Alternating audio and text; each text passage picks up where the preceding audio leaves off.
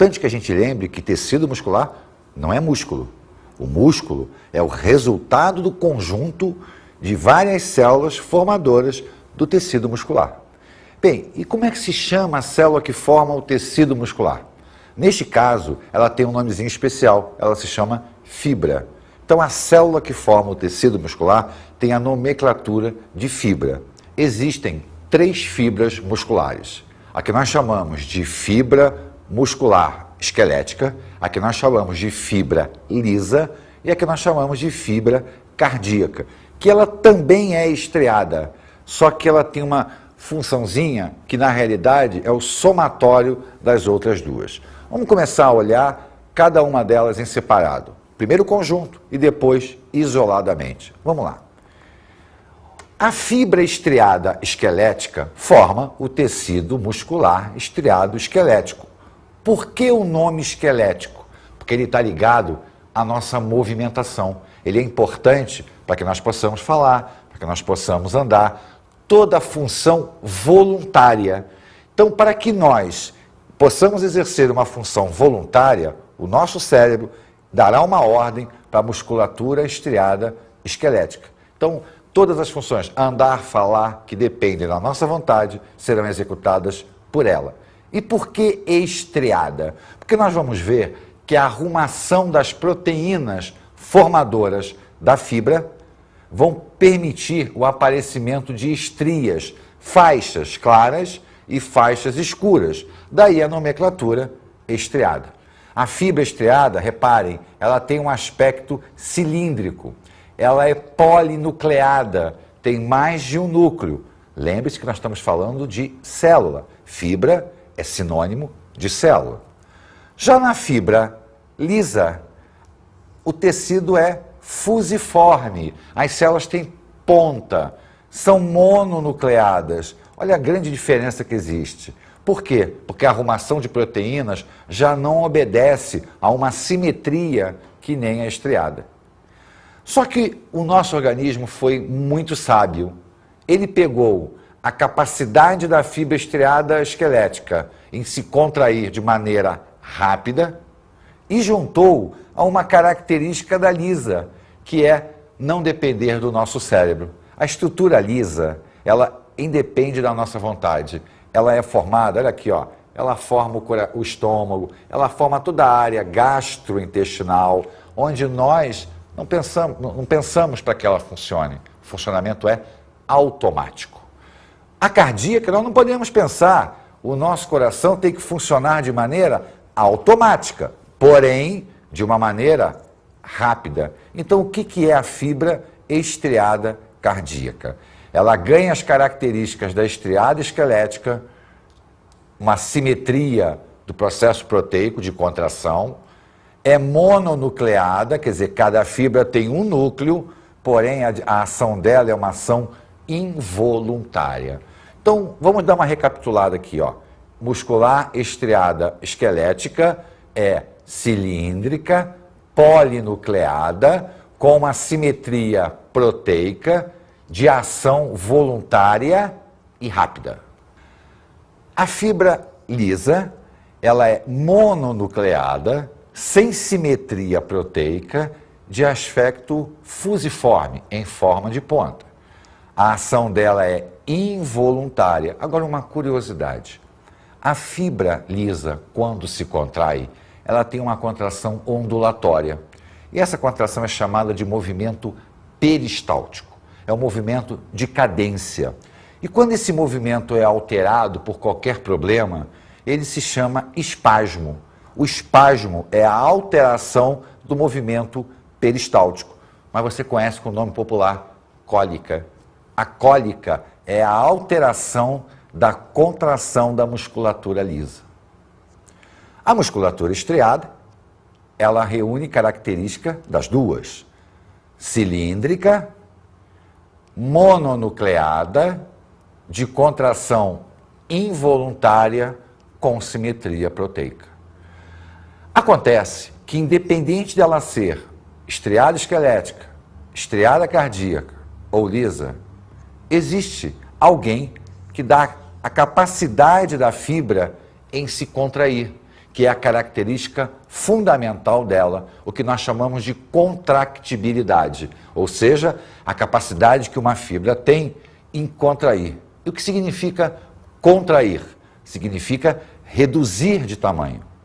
Ora, para que ela possa reduzir, eu tenho que ter uma movimentação de alguma substância. E essa substância são proteínas. As proteínas, então, estando arrumadas ou não, vão dar a característica de contractibilidade na estrutura muscular. Essas proteínas formam as chamadas miofibrilas. O que são as miofibrilas? São estruturas onde as proteínas se arrumam e estão presentes no citoplasma de cada fibrazinha dessa, de cada célulazinha dessa. Essas miofibrilas são formadas por unidades de contração denominadas de sarcômeros, que é o que nós vamos ver agora. O sarcômero, na realidade, é uma estrutura formada por duas proteínas, as proteínas denominadas de actina e miosina. A disposição é paralela. Então, nós temos dois eixos formados pela miosina e três eixos formados pela actina. Na realidade, o que é contrair? É reduzir o tamanho do sarcômero. Na realidade, as proteínas de actina se deslocam, elas deslizam por cima da miosina, reduzindo então o que nós chamamos de espaço H. Então, quando essa actina se aproxima dessa e essa dessa, o sarcômero reduz, porque as linhas Z, que são faixas proteicas, elas delimitam o sarcômero. Então, na realidade, eu tenho um sarcômero aqui, outro aqui, outro aqui. Todos eles reduzem o seu espaço H. Ora, se eu tenho alguma coisa presa numa ponta, presa na outra, a tendência delas é a aproximação. Então, na realidade, a contração muscular se dá por redução do sarcômero, porque as proteínas de actina deslizam por cima das proteínas de miosina. O detalhe importante é como elas deslizam, ou melhor, por que elas deslizam. Na realidade, existirá uma liberação de energia onde determinadas proteínas, cápsulas formadoras da miosina, vão empurrar a actina em direção contrária à linha Z.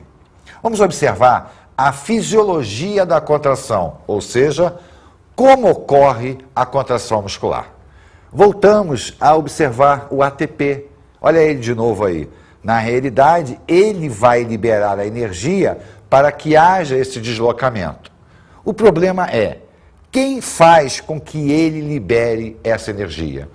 Qual é a substância que vai permitir ao ATP liberar a energia para que a actina se desloque por cima da miosina? A própria miosina. A miosina, ela vai adquirir uma característica que nós chamamos de ATPase. A palavra ase indica que a ação é enzimática. Então, a miosina, que é uma proteína estrutural, ela formou o sarcômero, atua como uma enzima, forçando o ATP a liberar a energia. Quando ele libera a energia, ele solta o fósforo e passa a condição de ADP. Esse ADP vai ser carregado.